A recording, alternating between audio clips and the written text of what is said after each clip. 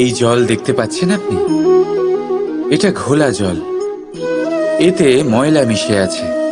কিন্তু যদি আপনি এটা কিছুক্ষণ এমনি ফেলে রাখেন, তাহলে দেখবেন এই ময়লা আপনা থেকেই নিচে থিতিয়ে পড়বে।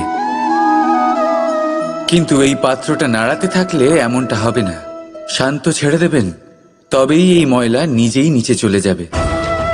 ঠিক সেইভাবেই যখন আমাদের জীবনে কোনো সমস্যা আসে, কোনো অশান্তির সৃষ্টি হয়, তখন উত্তেজিত হয়ে পড়লে, নিজের সংযম হারিয়ে ফেললে আমরা এর সমাধান পাব না।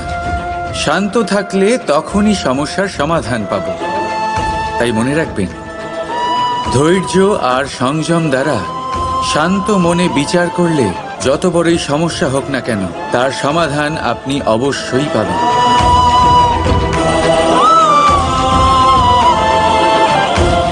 কারণ অশান্তির সমাধান শুধুমাত্র শান্তি। রাধা রাধা। আমরা সবাই কিছু না কিছু পড়েছি, কিছু না কিছু শিখেছি, কিন্তু এটা শুধুমাত্র জ্ঞানের প্রারম্ভ। আমাদের চেতনা কোথা থেকে জাগ্রত হয় এটা জানা সত্ত্বেও আমরা বুঝতে পারি না।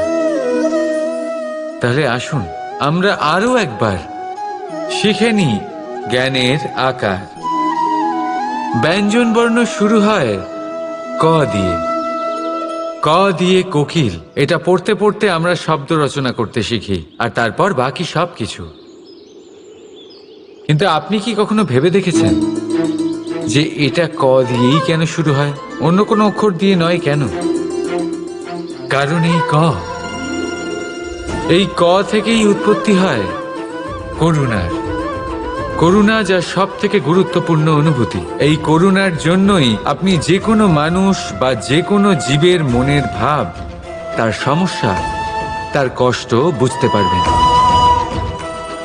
এই করুণাই প্রেমকে জন্ম দেয়। এই করুণাই আমাদের বিবেককে জাগিয়ে তোলে।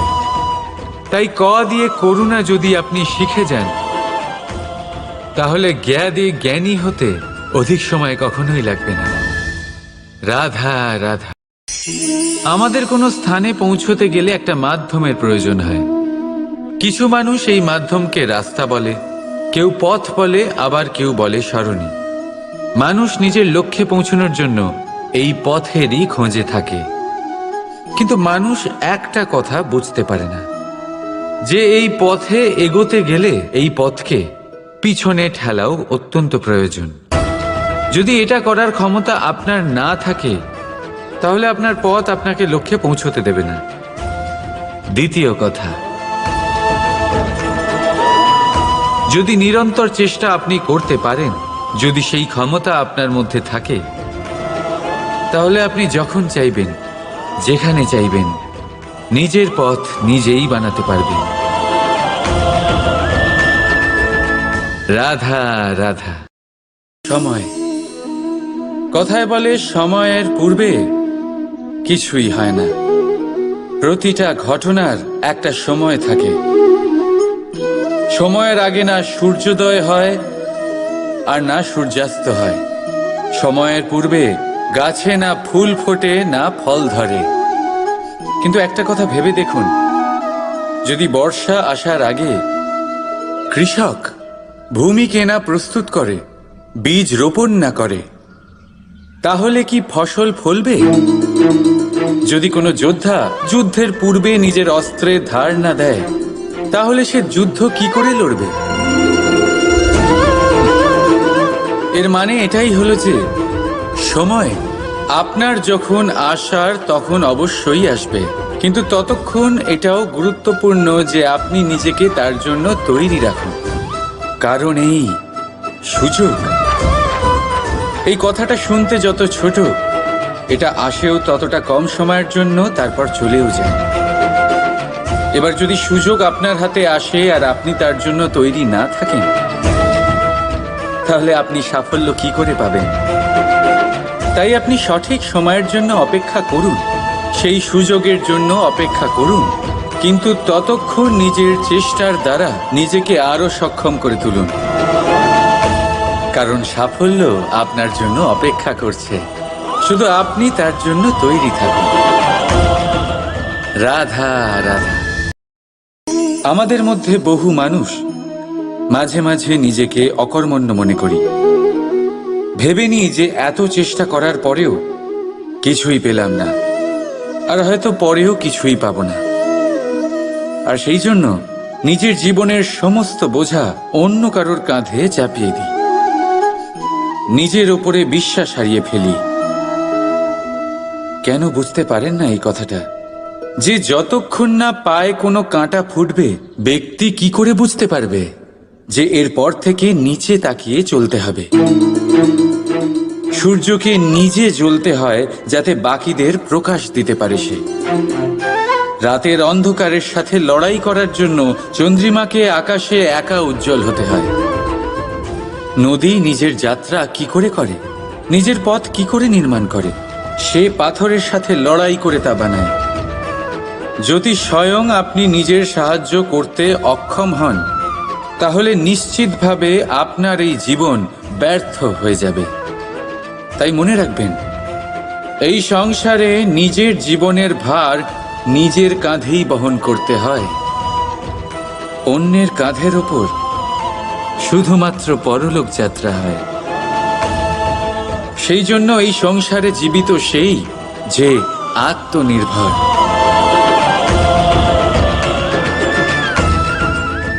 রাধা রাধা। আজ আপনাকে একটা গল্প শোনাচ্ছি। একদিন এক ব্যক্তি নিজের দ্বারে লিখে দিলেন, আজ আমি ভীষণ দুঃখী, আজ আমার সাথে কেউ দেখা করতে আসবেন না। কিছুক্ষণ পরে তার এক বন্ধু এলো, সে সেই লেখা পড়ল, তাও গিয়ে তার সাথে দেখা করল। সে বলল, আমি লেখাপড়া জানি না, কিন্তু আমার বন্ধুর মনের এই বেদনা, এটা আমাকে সবসময় ডাক দেয়। এরাই হলো আসল বন্ধু। কোনো কারণে আপনি যদি দুঃখ পান, কোনো সমস্যার সমাধান না বের করতে পারেন, এই সংসার থেকে আলাদা হয়ে যেতে চান, তাও এই বন্ধু আপনার সাথেই থাকবে। সমস্যার সমাধান না দিতে পারলেও আপনার সম্বল হয়ে অবশ্যই থাকবে। হয়তো আপনার দুঃখ কম করতে পারবে না, কিন্তু আশার আলো অবশ্যই দেখাবে। যখন আপনি সংসারের থেকে আলাদা হয়ে যান, তখনও আপনার সাথে যুক্ত থাকে আপনার এই বন্ধু, আসল বন্ধু।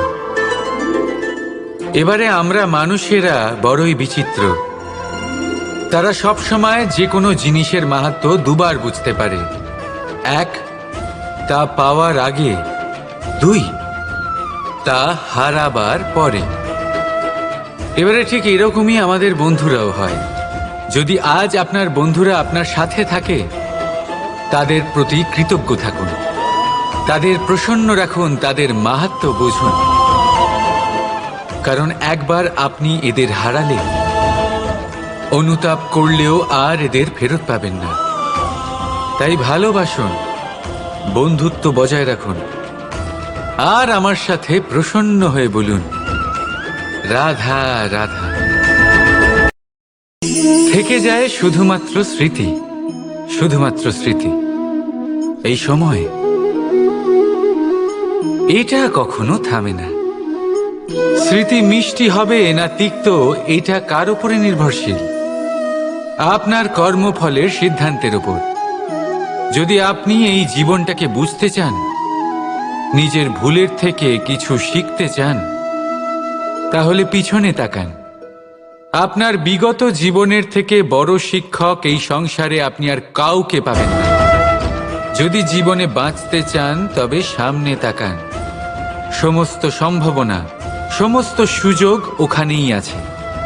যদি নিজেকে শুধরোতে চান, নিজের ভুল সংশোধন করতে চান, মহৎ কিছু করতে চান, তাহলে আগামী সময়ের থেকে ভালো স্থান আর কোথাও পাবেন না। তাই মনে রাখবেন, আপনি যতই চেষ্টা করুন যাতে আপনার দ্বারা কোনো ভুল না হয়, আপনার কোনো না কোনো ভুল অবশ্যই হবে। সেরকম হলে সেই ভুলের জন্য অনুশোচনা অবশ্যই করুন, তার থেকে শিক্ষাও নিন, কিন্তু সেই ভুল সংশোধন করতে কখনো ভুলবেন না। আপনার অতীতের কোনো ভুল ভবিষ্যতের একটা সুন্দর ফুলও হতে পারে। রাধা রাধা।